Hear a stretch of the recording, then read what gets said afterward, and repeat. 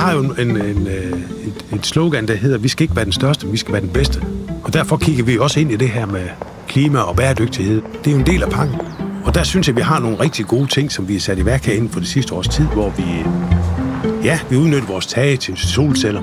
Vi samler selv vores CO2 op og omdanner det til kulsyre og kan bruge det i stedet for at købe. Vi har også lige fundet ud af, hvordan vi kan samle restøl op, i stedet for at hælde det i kloakken, som indeholder en masse alkohol.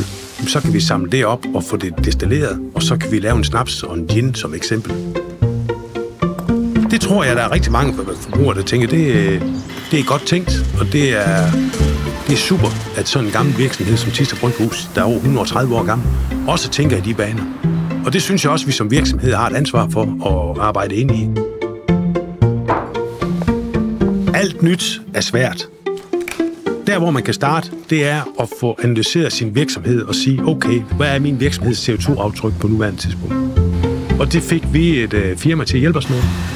Og det har egentlig, det redskab, vi fik ud af det, det bruger vi egentlig stadigvæk den dag i dag. Så er der gået sport i det her med at kan tilføre vores virksomhed en mere bæredygtig profil. Det er sådan, det skal være. Jeg bruger meget mine medarbejdere til at komme med idéer. Vores snaps er et godt eksempel.